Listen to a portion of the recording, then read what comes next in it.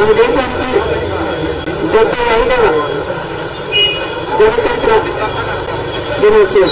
ఈ సందర్భంగా దేశ ప్రజలందరికీ, తెలుగు ప్రజలందరికీ, ఆంధ్ర రాష్ట్ర ప్రజలందరికీ మన స్ఫూర్తిగా శుభాకాంక్షలు తెలియజేసుకుంటుంది కాంగ్రెస్ పార్టీ.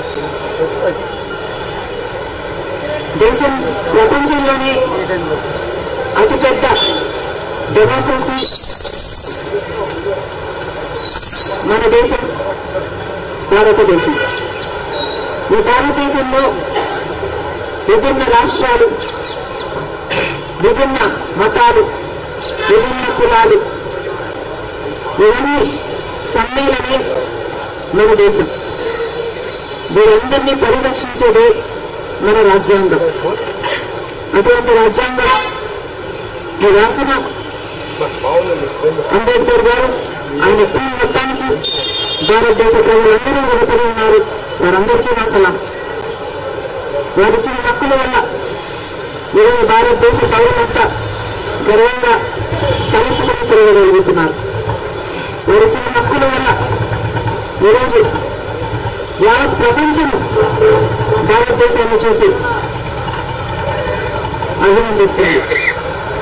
అంతేకాదు అంబేద్కర్ గారు మన రాజ్యాంగంలో రూపొందించినప్పుడు అన్ని వర్గాలకు మేలు చేయాలని తలంచి అట్టడుగు ఉన్న వర్గాలకు ముఖ్యంగా మేలు జరగాలని ఉద్దేశించారు.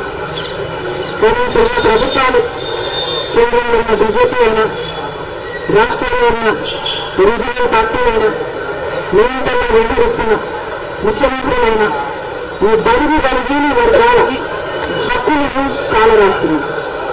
పెద్ద పెద్ద అంబేద్కర్ గారి విగ్రహాలు పెట్టి స్టాచ్యూ ఆఫ్ జస్టిస్ అని ప్రజలను నమ్మించకపోతే అది సరిపోదు.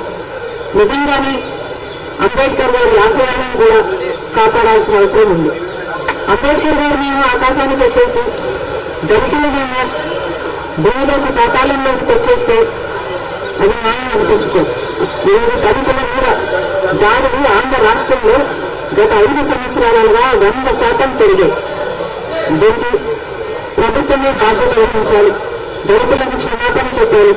ఈరోజు దళితుల భూములకు సెక్యూరిటీ లేకుండా చేయండి. ఈరోజు దళితుల మీద జరుగుతున్న దాడులు అన్నీ మీద దళితులు ఎవరైనా ప్రశ్నిస్తే వాళ్ళని సవాళ్ళను చేసి దౌర్జన్యం చేస్తున్నారు. ఎవరైనా ఎదిరిస్తే వాళ్ళ మీద కేసులు పెడుతున్నారు, జైల్లో గుండు కేసి మరీ అవమానిస్తున్నారు. కనీసం ఎస్సీ ఎస్టీల సబ్ ప్లాన్ నిధులు కూడా వాళ్ళకు కేటాయించినట్లుగా